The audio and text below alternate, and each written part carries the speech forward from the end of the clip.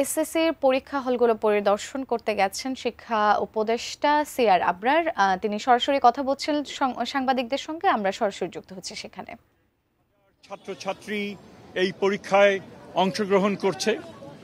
৩,০০০-এর কিছু বেশি এখানে আমরা ৩০,০০০-এর কিছু বেশি প্রতিষ্ঠানে থেকে তারা পড়াশোনা করে এবং কেন্দ্র হচ্ছে প্রায় ৩,৮১৫টি কেন্দ্রে এই পরীক্ষা সংগঠিত হচ্ছে। এটা বিশাল এক কর্মযজ্ঞ এবং এটা করতে গিয়ে আমরা নিশ্চিত করতে চেষ্টা করেছি যে ধরনের ব্যত্যয় মাঝে মধ্যে ঘটে যায় সেটা যেন না ঘটে। যথেষ্ট আমাদের যে সহকর্মী যারা রয়েছেন এবং অন্যান্য প্রতিষ্ঠান যারা দেশের বিভিন্ন অঞ্চলে এই পরীক্ষা সংগঠিত হচ্ছে তাদের আন্তরিক প্রচেষ্টা ছিল এবং এর জন্য যে প্রাথমিক যে কাজ যেটা সম্পাদন করা দরকার ছিল অর্থাৎ পরিকল্পনাটা করা সেটা সুচারুভাবে সেটা সম্পন্ন হয়েছে বলে মনে করি। তবে আমরা আশা করি যে এই পরিবেশ বজায় থাকবে পরীক্ষার শেষ দিন পর্যন্ত। আমরা একটা বিশেষ বিবেচনায় যেটা একটা আমাদের কিছুটা যেটা আমরা করেছিলাম যে পরীক্ষার তারিখ ইস্টার সানডেতে পড়েছিল 20 তারিখে।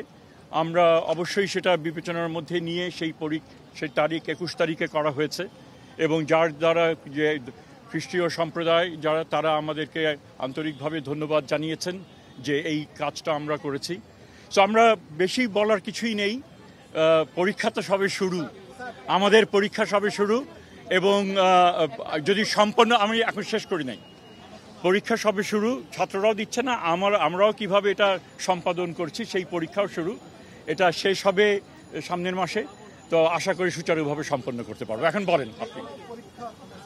অ্যান্টিব্যাকটেরিয়াল অ্যাডিটিভ যুক্ত সেরা ওয়াটার ট্যাঙ্ক বিশুদ্ধ পানিতে ব্যাকটেরিয়া জন্মাতে দেয় না। না, অবশ্যই এটা অবশ্যই বিবেচনার মধ্যে ছিল এবং সেই হিসেবে একেবারে একটা গুরুত্বপূর্ণ একটা বিবেচনার মধ্যে ছিল। সেই হিসেবে যতটুকু যেই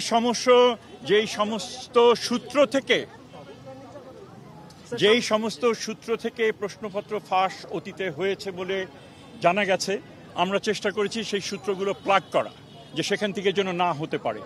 তো আশা করি আমরা সাকসেসফুল হব এবং আজকের আগে আমরা ওই ধরনের কোনো ঘটনা ঘটেনি এবং এক্ষেত্রে অবশ্যই একটা টপ প্রায়োরিটি এরিয়া হিসেবে আমরা এটাকে দেখেছি এবং কার্যকর একটা প্রয়োজনীয় ব্যবস্থা আমরা গ্রহণ করেছি। আমি আর দুটো প্রশ্ন নেব। কাউকে তো ছাড় দেওয়ার সুযোগ নেই, বিশেষ করে সামাজিক যোগাযোগ মাধ্যমকে কেন্দ্র করে অনেকেই উড়ো খবর দেয়। প্রশ্ন ফাঁস না, কিন্তু তারা বলছে এটাই ফাঁস করা প্রশ্ন, তাদের নিশ্চয়ই আইনের আওতায় নিয়ে আসা। না, আমরা আশা করব যে তারা বিরত থাকবেন, কারণ দেশের মঙ্গল আমরা যেখানেই থাকি না কেন, যে আমাদের রাজনৈতিক অবস্থান হতে পারে বা আমার পছন্দের যে অবস্থান সেটা আমার থাকতে পারে, আমরা প্লিজ পরীক্ষা এমন একটা বিষয়, এটা অনেক প্রস্তুতির পর নেওয়া হচ্ছে। ছাত্রছাত্রীরা নানান রকমের তাদের মানসিক একটা চাপ এখানে থাকে, প্যারেন্টসদের মানসিক চাপ থাকে, শিক্ষক শিক্ষয়িত্রীদেরও মানসিক চাপ থাকে। সো এটার সাথে আবার বাড়তি এই ধরনের অন্যায় চাপ যেন সৃষ্টি না করেন, তার জন্য সকলের কাছে আমি বিনীত অনুরোধ জানাচ্ছি যে আপনারা ওগুলো থেকে বিরত থাকবেন। যদি জেনুইন সমস্যা থাকে অবশ্যই আপনাদের দায়িত্ব সেগুলো সংশ্লিষ্ট কর্তৃপক্ষের কাছে নিয়ে আসা, যাতে তারা যাচাই বাছাই করতে পারেন। কিন্তু আপনি একটা জিনিস পেলেন, সেটার দায়িত্ব অবশ্যই আপনাকে নিতে হবে। ক্ষতি আমরা যে কোনো শুভবুদ্ধি সম্পন্ন মানুষকে, ব্যক্তিকে এবং যারা সামাজিক মাধ্যম করেন তাদেরকে আমরা বিশেষভাবে আবেদন করব আপনারা সেগুলো থেকে বিরত থাকেন।